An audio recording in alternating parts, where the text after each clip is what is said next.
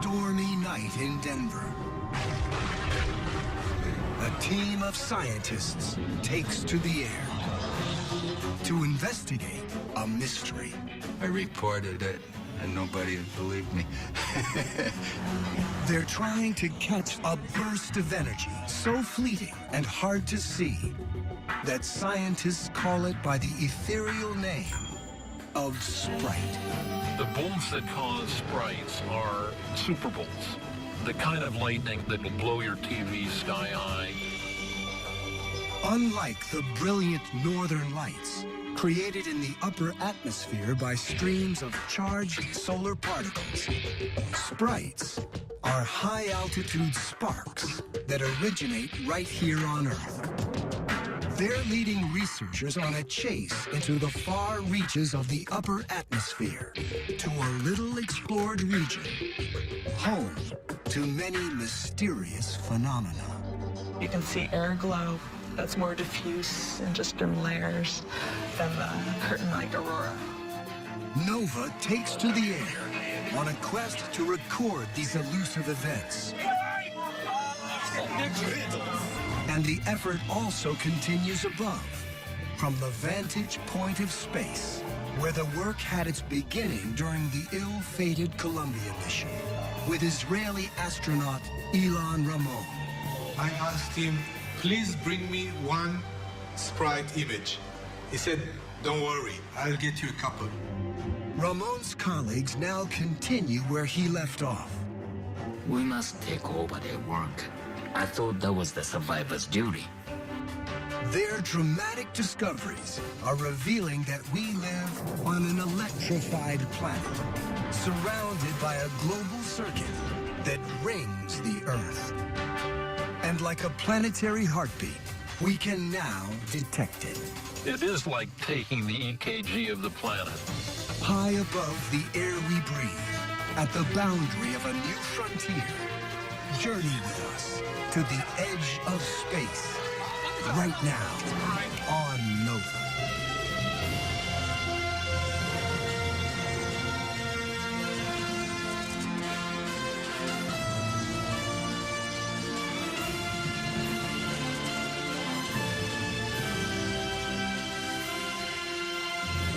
Major funding for NOVA is provided by the following.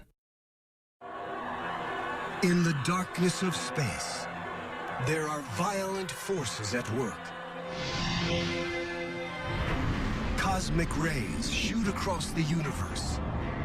Asteroids billions of years old stream towards Earth. And solar winds wreak havoc. Their destination, the edge of space. Our upper atmosphere. It's Earth's first line of defense against the hurtling space rocks that we see flare into brilliance as meteors. A protective buffer against the high-energy solar wind that creates the beautiful northern lights. And crucially, it's a key link in a global electric circuit that blankets the planet from pole to pole. Far below, the surface of the Earth is hammered by 8 million bolts of lightning every day, up to 100 strikes every second. Most lightning strikes from the clouds towards the surface of the Earth. But occasionally, the most powerful bolts are accompanied by a ghostly and fleeting flash above the clouds, reaching all the way to the very edge of space, but lasting only milliseconds. It's been a decades-long challenge to understand these mysterious bursts of light. Now, from the high vantage of the International Space Station, it may finally be possible to capture images of these rarely seen events in the boundary between Earth and space. But what defines this region? Earth's atmosphere is a thin blanket of gas. The troposphere is the lowest and densest layer. All of life as we know it depends on this relatively thin, 5 to 10 mile thick band of protective air. Its thickness varies with latitude and the seasons. This is where most weather occurs, including the towering thunder clouds that generate lightning. A high-altitude helium-filled balloon ascends quickly through this region and enters the stratosphere, where most jet planes fly, and where the ozone layer is found, which absorbs the sun's ultraviolet light that can damage living things. Moving into this hostile environment, the air pressure drops, causing the balloon to expand. Up here, the lack of oxygen would quickly kill a person. The stratosphere reaches an altitude of about 30 miles. Eventually, the balloon cannot rise any higher. But the ever-thinning upper atmosphere, including the ionosphere, extends another 500 to 600 miles, even beyond the orbital height of the International Space Station, which circles Earth at an altitude of between 200 and 270 miles. From here, the ISS looks down on the planet. At this altitude, the environment is instantly lethal. The extremely low pressure would cause a person's body fluids to vaporize in seconds, while the little air that remains can reach temperatures of more than 2,000 degrees Fahrenheit. There are also dangers of radiation exposure in this forbidding atmosphere. But safely aboard the ISS, an international team of astronauts lives and works. Including on this mission, Satoshi Furukawa, a native of Yokohama, Japan. An ardent baseball fan, he takes advantage of zero gravity to play a solo game. A medical doctor, one of Furukawa's jobs on the station is to study the effects of microgravity on the human body. He often conducts research as both doctor and patient. He's also the mission photographer. Using an extremely sensitive high-definition camera, Furukawa will capture nighttime images of Earth's upper atmosphere. The ISS is an ideal platform to study the edge of space, thanks to the cupola observation window. It offers a priceless view of space and the planet below. Its heavy shutters open to reveal windows for photography and viewing.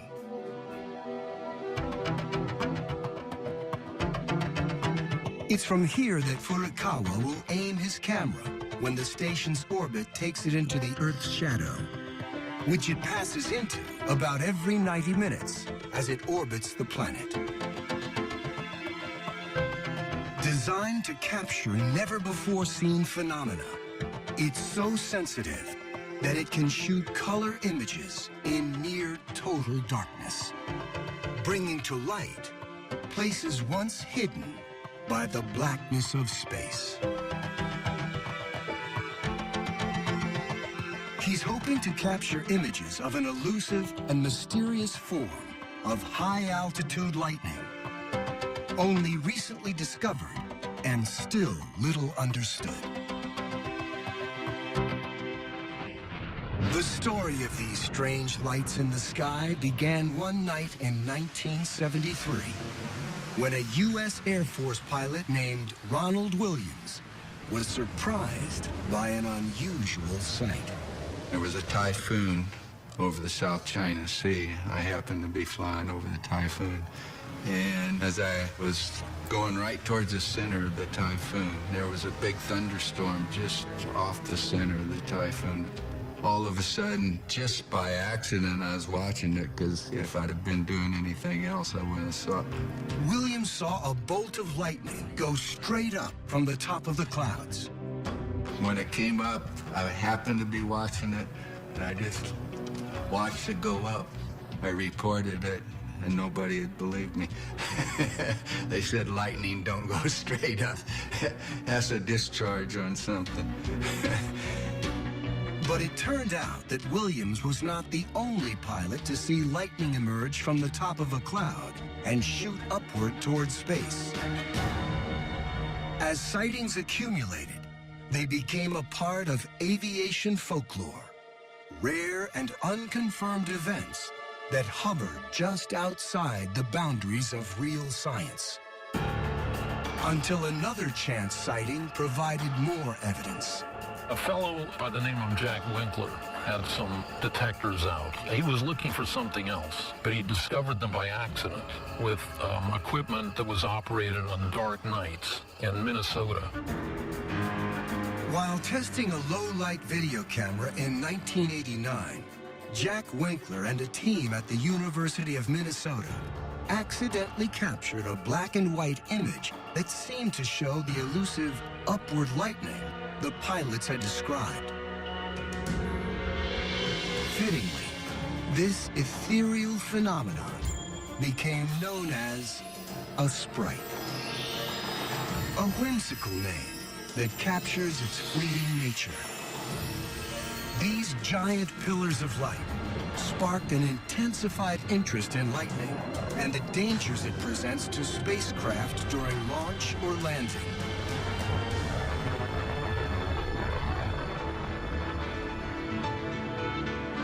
Today, astronaut Satoshi Furukawa is looking for thunderstorms. Sprites are only found where lightning is present. But spotting sprites isn't easy. They only accompany bolts of lightning over 10 times more powerful than normal lightning.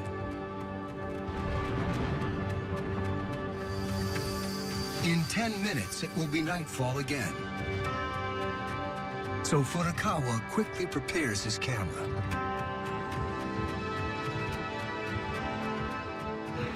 Recorder power is on. Monitor is on too.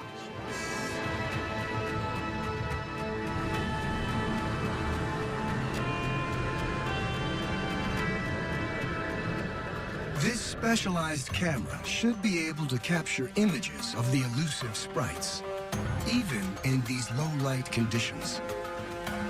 He'll need this extra sensitivity to catch a sprite.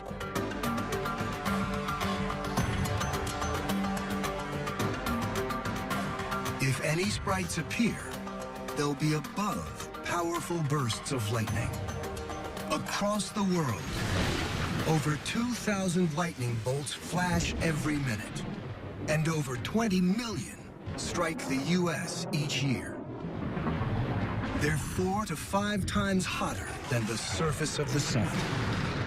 And the most potent can discharge up to 1 billion volts of electricity.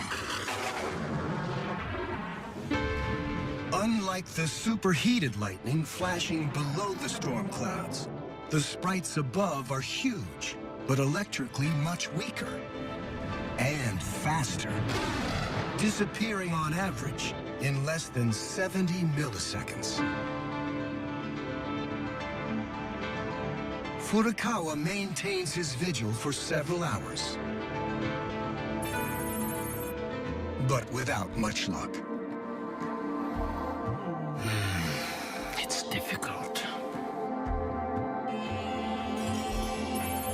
His camera recorded a huge number of lightning flashes, but no sprites appeared above them. I felt like a hunter. It was impossible to predict where it would appear. Though the search is frustrating and difficult, he's determined to capture a sprite. In part, because of a letter he received during training for his ISS flight. The letter was from an Israeli lightning expert, Yoav Yair, who wrote to inquire about the mission. He enclosed a photo of Ilan Ramon, Israel's first astronaut, and a crew member of the ill-fated Columbia mission. Ramon had brought with him a high-sensitivity black and white camera to try to capture images of sprites from space. And it's a big day for the Israeli science community. Ramon's partner in the research was Professor Yoav Yair. I asked him, please bring me one sprite image. He said, don't worry, I'll get you a couple. After capturing over 9 hours of thunderstorm footage on board, he succeeded and transmitted several images of sprites back down to Earth. But tragically, Columbia never made it home. It disintegrated upon re-entry. Though debris was scattered widely, the camera that Ramon had used to capture sprite images somehow survived, with some of Ramon's work intact.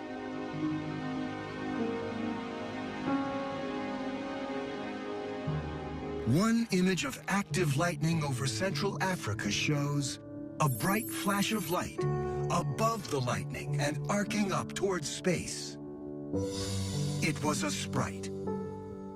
Ramon captured images like this one from several vantage points in orbit.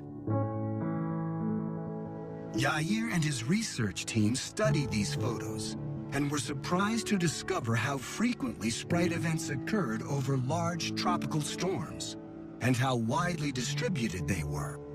But there was still much to learn.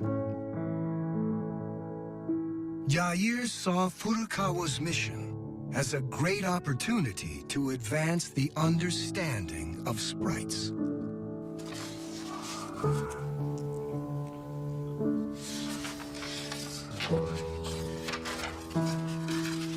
It's so touching. I can feel their passion.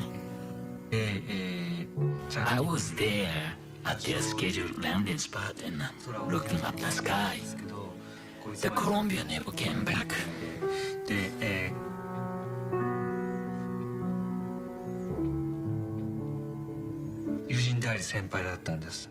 They were my friends and my colleagues. I was very sad to lose them. At first, it was difficult to get back on track. I didn't feel like doing anything. Then I thought, we must take over their work and move forward. I thought that was the survivor's duty. So I am honored and happy that I was given this chance in this way.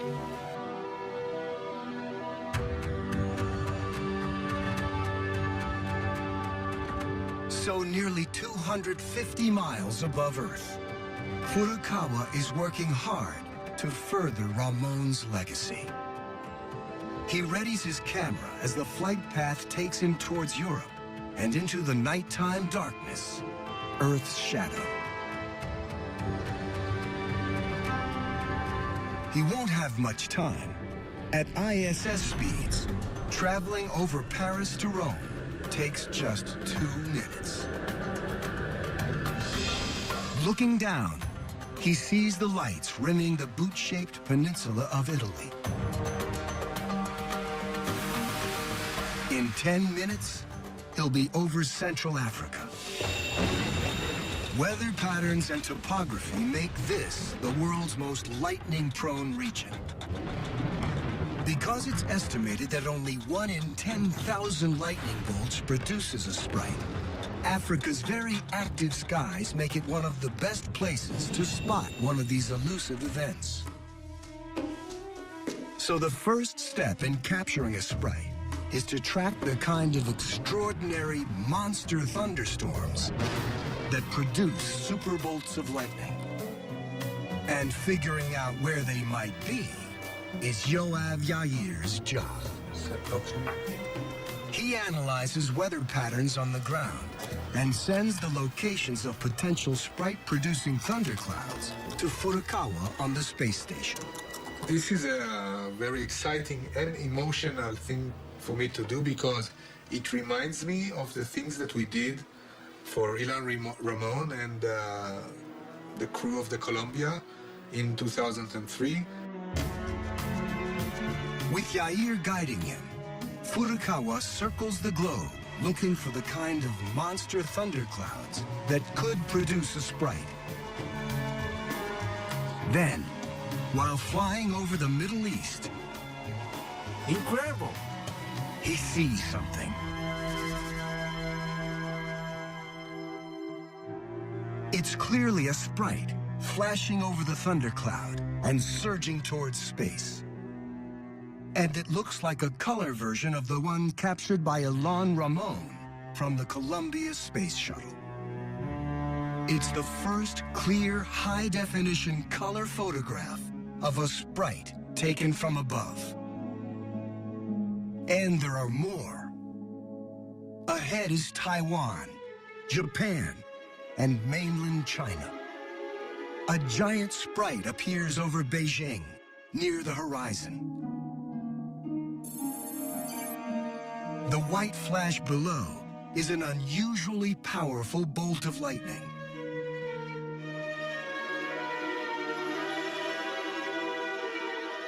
The sprite above is far off.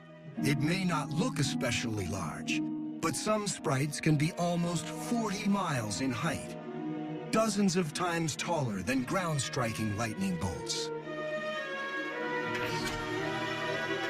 Altogether, Furukawa captured 6 sprites. It was a real surprise to me. It's so exciting when something previously invisible to us finally starts to become visible.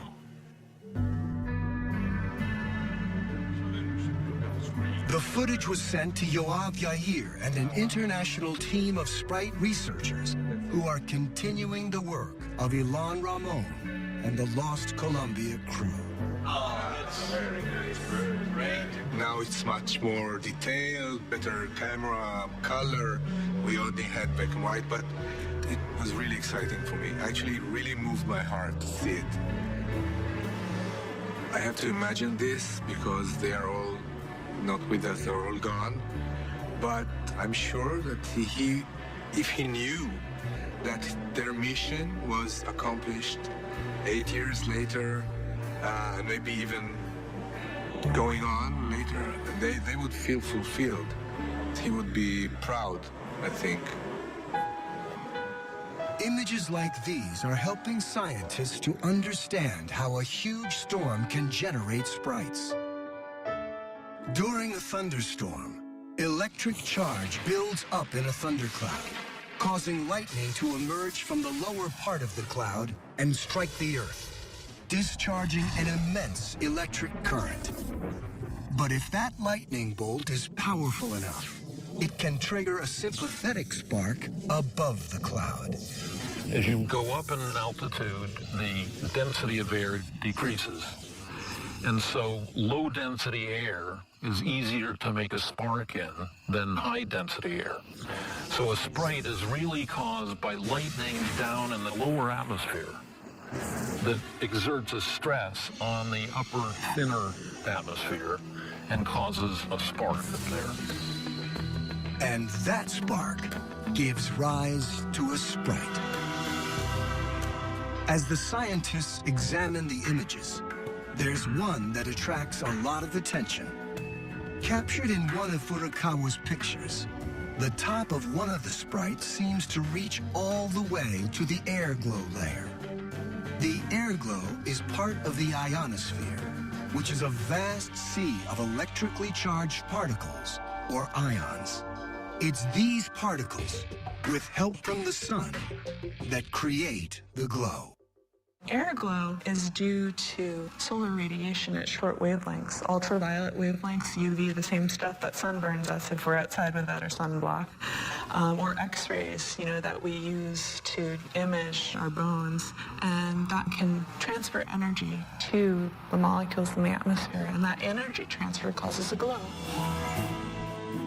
But the most important thing about the air glow may not be why it glows, but where it's located.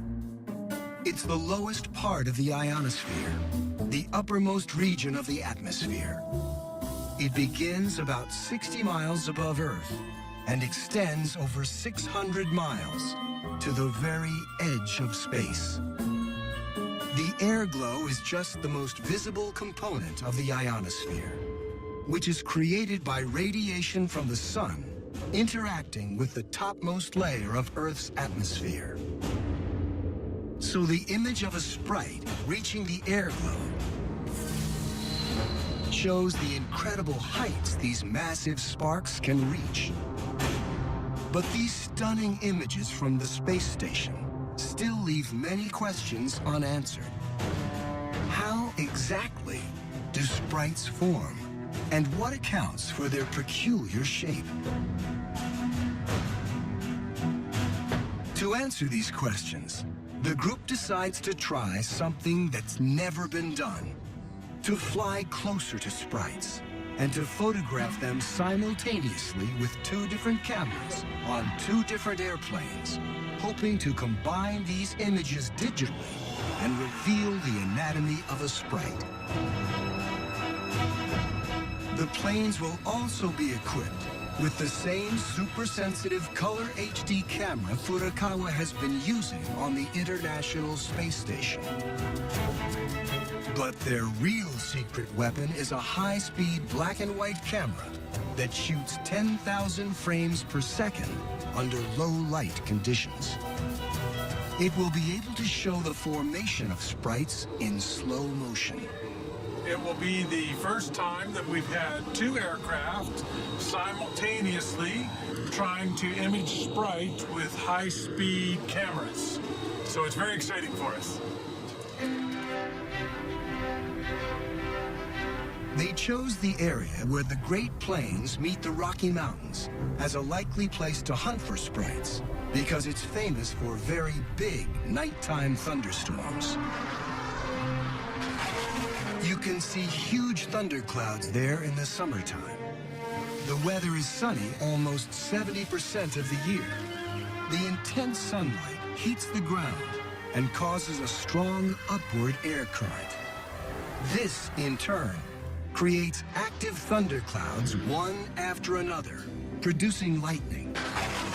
But only the biggest lightning flashes of all produce sprites. And once again, it will be Yoav Yair's job to help the team in the air find those huge sprite-producing thunderclouds. He and his team will be at the Yucca Ridge Field Station, a weather observation facility on the Great Plains north of Denver. Oh, no, you got it. No, you got it okay. They will forecast where a sprite might appear and direct the planes. All right.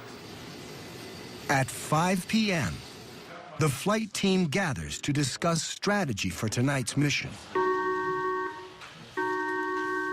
They call the control station. Scientist Jeff McHarg, who will be on one of the planes, is asking for the lightning forecast. We were just looking at the charge moment change map and then the weather map. But it's not weakening. The good news is it's moving into extremely unstable air. Walt Lyons of the Yucca Ridge Field Station is working with Yair to analyze the weather data.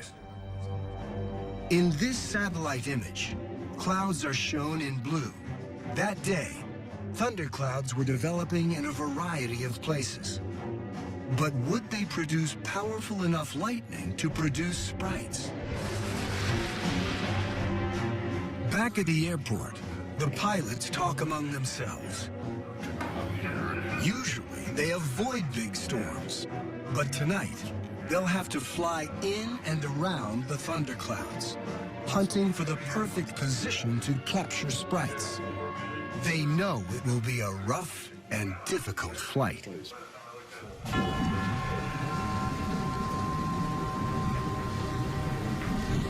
As soon as it gets dark, thunder begins to reverberate around the airport. The researchers board the planes on what looks like a promising night. At 9 p.m., the 2 jets take off. They're heading for thunderclouds 120 miles away that are vigorously producing lightning.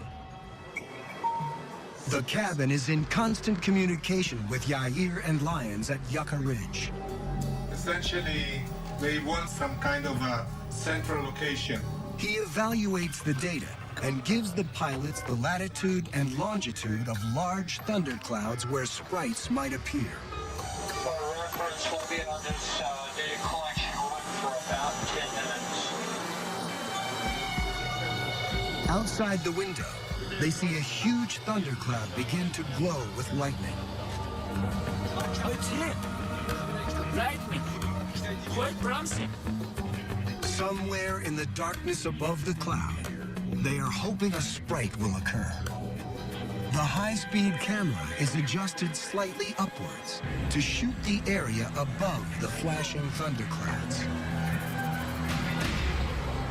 Jeff McHarg, who has spent 20 years chasing sprites, can barely contain his excitement.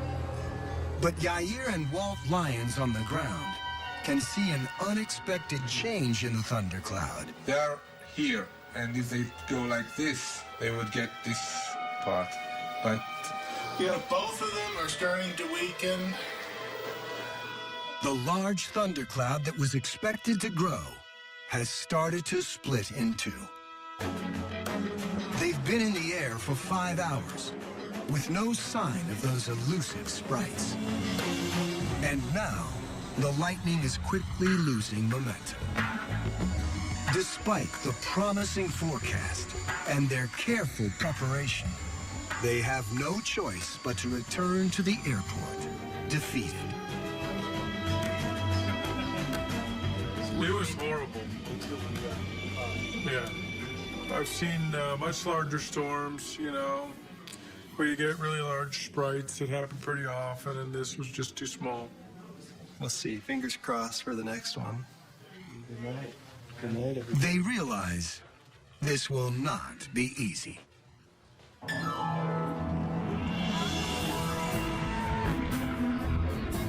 On the 4th of July, while people all over America are celebrating, the Sprite team hurries to the airport.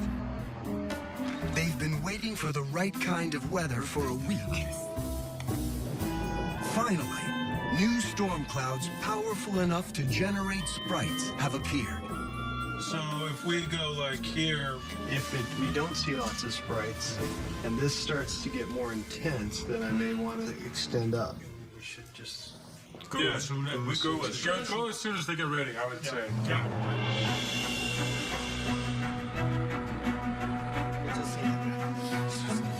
Both planes take off into a stormy sky.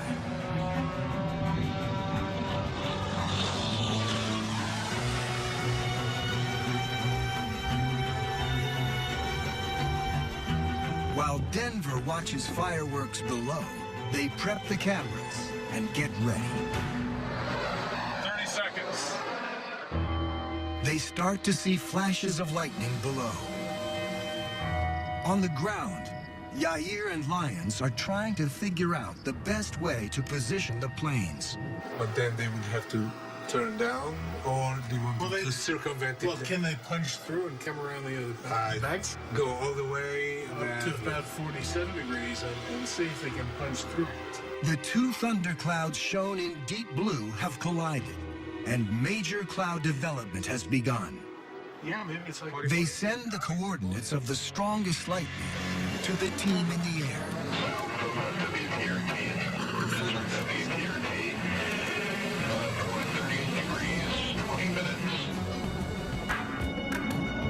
Outside, lightning flashes are everywhere. A monster cloud with a diameter of more than 300 miles is releasing electricity with frightening intensity. The scientists rush to position their gear. The frustration and anticipation of the previous week is getting to them, and tension in the cabin is high.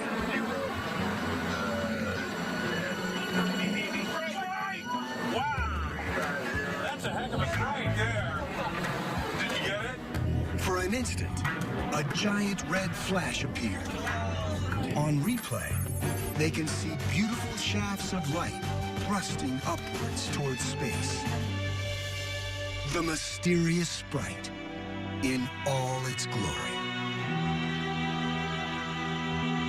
Then, the sprites keep coming.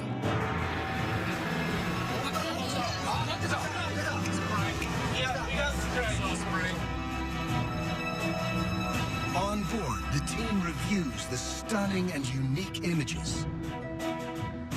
This sprite was shaped like a mangrove tree. It's been captured in more detail than any sprite until now. Just like its name, this sprite evokes a fairy with wings.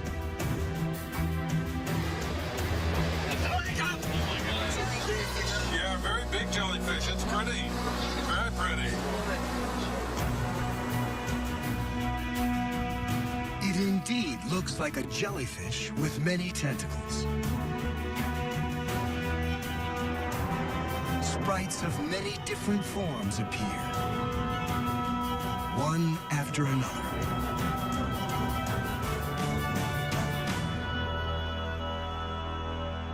Seen up close, they have a variety of shapes. Eventually, a sprite appears that demands special attention. This is spectacular.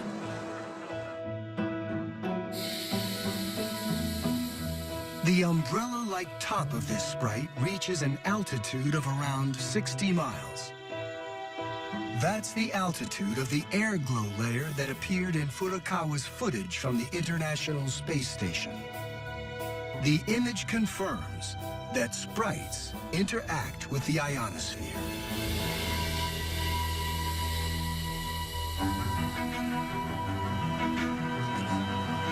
Now it's time for the high-speed camera. It's designed so that when a sprite is sighted and the button is released, the previous 3 seconds of footage will be saved.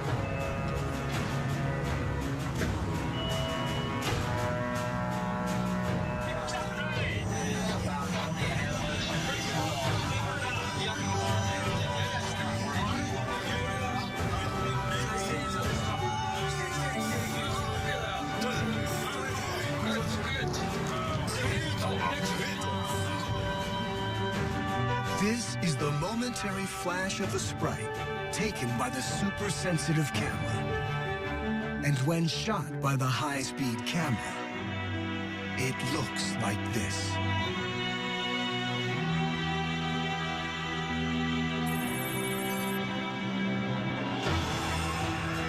In just a few hundredths of a second, countless particles of light rain down. This is the first time a sprite's formation has ever been revealed in such detail.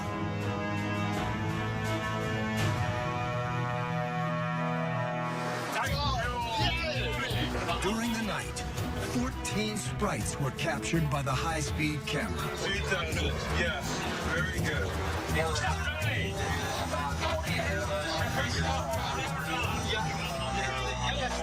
What else will the footage reveal?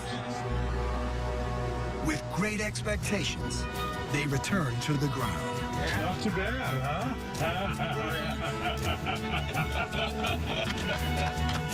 That's amazing. It was fabulous. It was amazing. I haven't seen anything like that ever.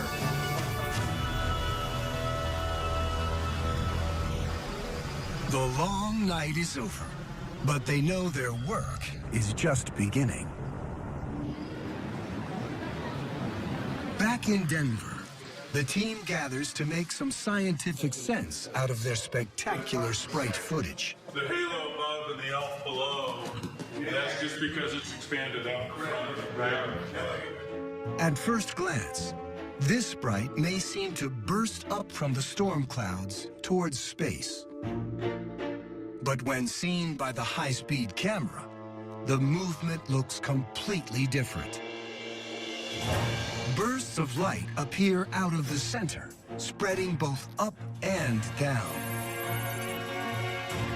In fact, when examined in slow motion, it appears that sprite formation is more complicated than early reports had indicated. And what about this sprite shaped like angels' wings? With this one, too, bursts of light suddenly appear out of darkness. They go down, and the next moment up, and then down again. They change their direction as they unfold. So what is really happening? Within the sprite, electrons are colliding with charged particles in the atmosphere, creating a pathway for the electrons to travel. Where they go depends on the concentration of electrons and the composition of the atmosphere.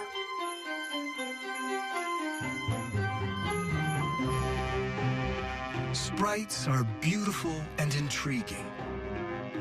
But do they actually have a role to play in Earth's upper atmosphere? Yukihiro Takahashi is investigating the aftermath of a sprite. Once the electrons cut open a path, the atmosphere around it becomes highly electrified. Following the sprite's path, a large electric current continues to flow from the thundercloud to the ionosphere, which shows up as the airglow in many sprite images. The sprite flashes only for an instant, but at the moment when it flashes, a conductive path is created. The electrified path doesn't disappear when the flash ends, but stays there for a while. The effects are thought to last several seconds to minutes. The result is a massive transfer of electric charge in the space between the cloud and the ionosphere.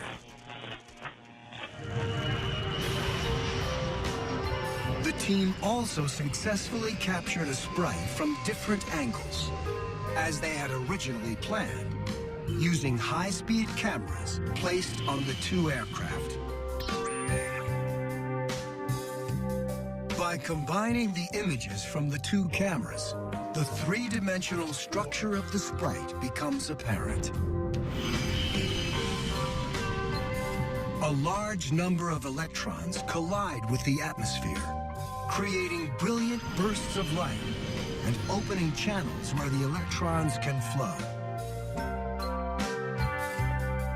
Each sprite channel can be hundreds of yards wide. A sprite event is like a switch that turns on an electric current in the space between the Earth and the ionosphere. In fact, our planet is surrounded by electric current, from the surface to the edge of space. Like lightning, sprites help to complete a global circuit, allowing charge to flow continuously around the Earth. But sprites reach much farther than lightning. And unlike lightning, sprites can transfer charge into the ionosphere, to the edge of space. Not only that, but the bolts of lightning that create the sprites are so powerful that they literally reverberate around the world. When a sprite occurs, the parent lightning that causes the sprite radiates electromagnetic waves. Those waves propagate in what we call the global circuit. Earl Williams of MIT studies sprites from this remote laboratory in western Rhode Island. Williams and his equipment are nearly off the grid out here, but they're completely plugged into the biggest circuit of all, the global electric circuit. We've been monitoring this phenomenon for nearly 2 decades at this site, trying to look for long-term trends. In fact, scientists have actually been measuring the global electric circuit on this unusual site since the 1950s, when the lab was set up by Williams' predecessor, Charles Polk of the University of Rhode Island. The antenna immediately behind me is Charles Polk's.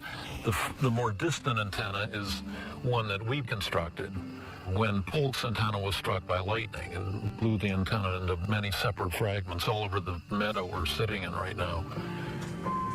Williams got involved with early Sprite research by collaborating with Walt Lyons of the Yucca Ridge Field Station. Every time Walt saw a Sprite in Colorado, which is roughly 2,000 miles from here, we would see a big disturbance here in Rhode Island.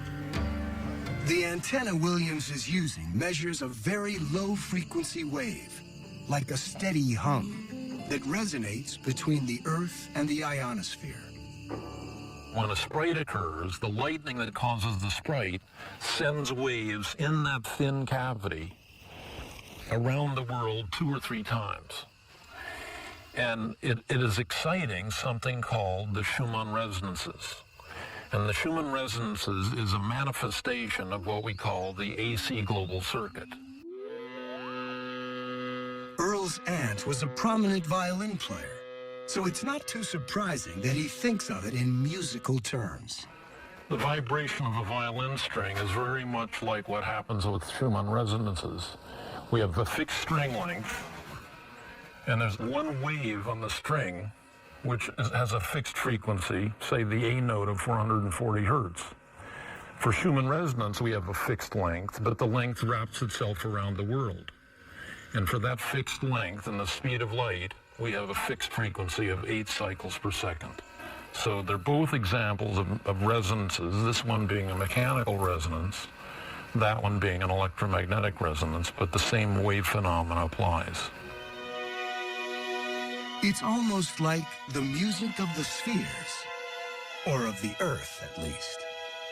No matter where you are on Earth, if you have an antenna, a vertical antenna, like the one behind me, you will see an oscillation on that antenna at roughly 8 cycles per second. And that is maintained continuously by all the lightning on the planet. Every time there's a lightning flash, a small fraction of the energy in that lightning flash feeds into this global resonance. The Schumann resonance is present all the time. It never dissipates, because there's always lightning someplace on Earth. And when a Sprite is produced by a superbolt of lightning, there is a spike in the Schumann resonance signal. Every Sprite lightning is a bell ringer for the Schumann resonances. One of these giant lightnings will single-handedly excite the whole Schumann cavity with electromagnetic waves. And everyone on Earth who has a receiver in the range of frequency of 8 cycles per second will detect a Sprite event. Here on the oscilloscope, we have an example of the Schumann resonance signals. You can see the characteristic 8 cycle per second oscillation continuously. That's called the background Schumann resonances. Occasionally, you'll see a big increase in the amplitudes. Those events are the events that make the Sprites. These are the lightning flashes, the very energetic lightning flashes that create Sprites in the thin upper atmosphere. Earl's science may be cutting edge, adding to our understanding of planet Earth. But his equipment is a little bit old school. Because the Schumann resonances oscillate at only 8 cycles per second, it is kind of a low-tech operation here. I mean, we do digital recording of the signals, but you know, these are very low-frequency signals you could put on an oscilloscope, and you don't need high-bandwidth equipment to record them.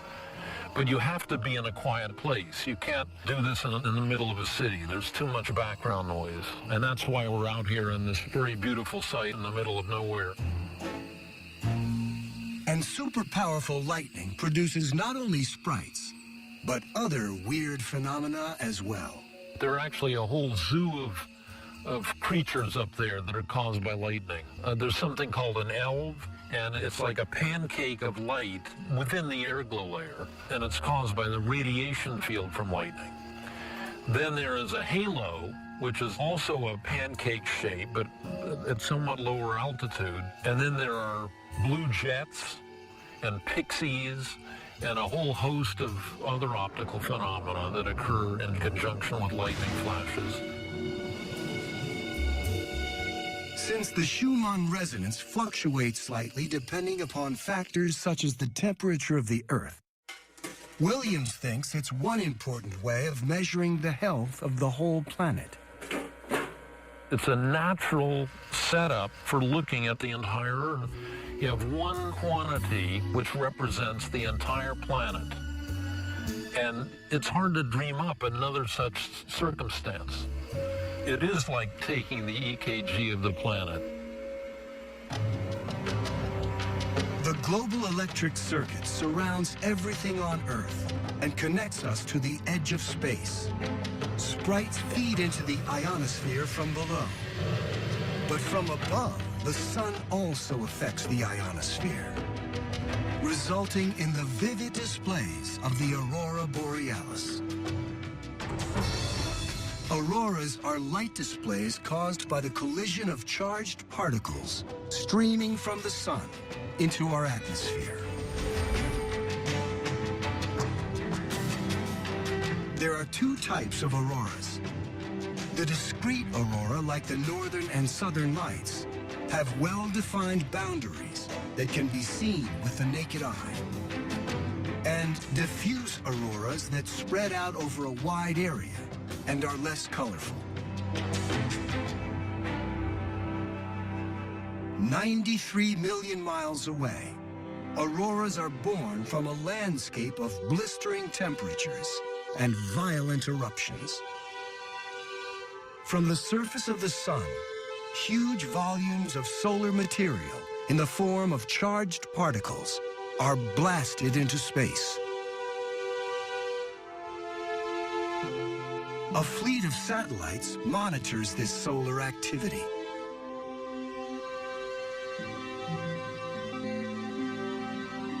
Stereo A and Stereo B satellites are making 3D images of the sun and also tracking solar activity.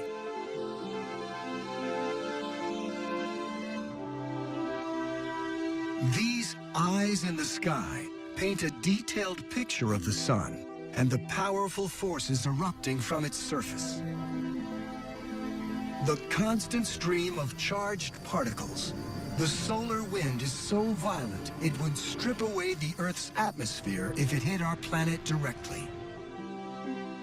The sun you can think of as a really big angry hairdryer in a lot of ways. It's constantly blowing hot, energetic wind out in all directions, not just directly towards the Earth, but in all directions. And this hot, energetic, fast-moving particle stream hits straight onto the Earth.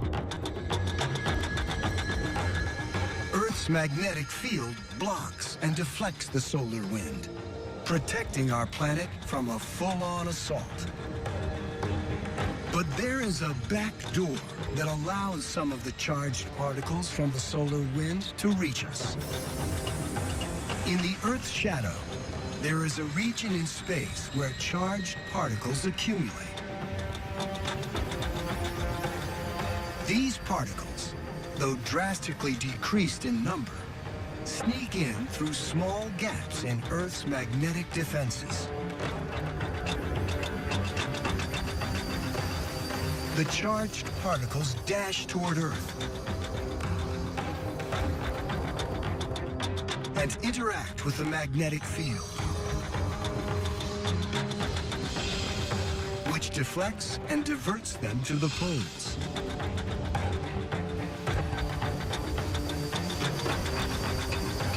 They rain down, forming luminous rings in the sky.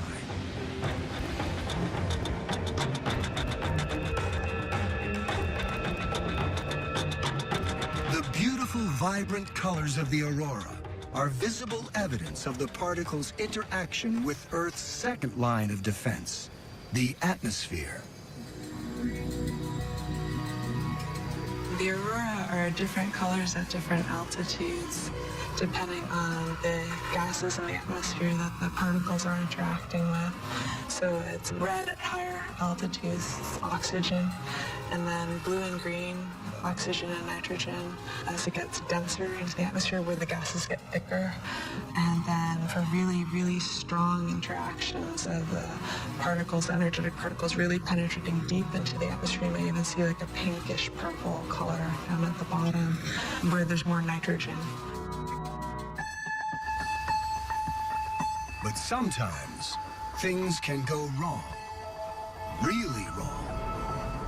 Sometimes the blast of charged particles can be so intense that the auroral ring thickens and vibrates explosively.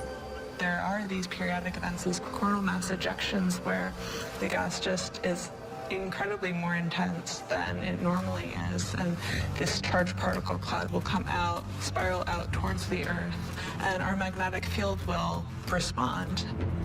The Earth's magnetic field does a good job of protecting us.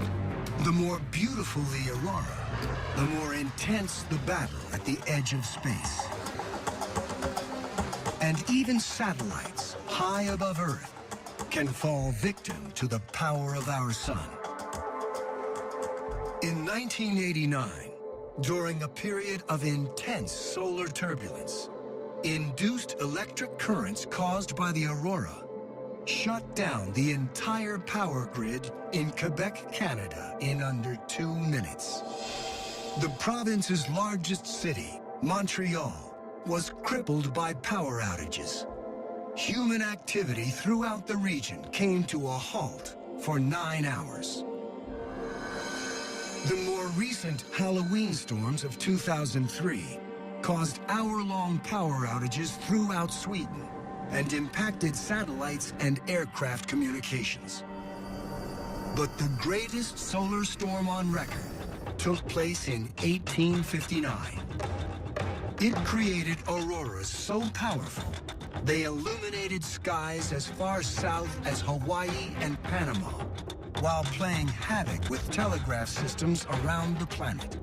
A similar storm today could devastate power grids and communication systems and cost billions to repair. In today's wired world, no one is invulnerable. Solar storms can affect satellite communications in different ways. Performance of your handheld radio, your GPS receiver, your satellite television receiver, your satellite radio receiver, all of these things can be affected by space weather. We think of electricity as a modern invention, but the electric Earth has always been with us, surrounding our planet and connecting us to the edge of space.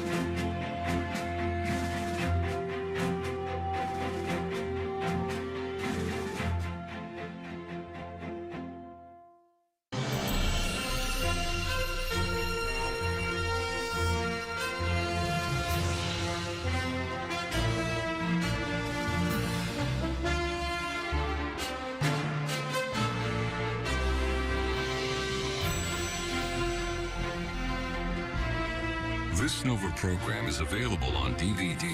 To order, visit shoppbs.org or call 1-800-PLAY-PBS. Nova is also available for download on iTunes.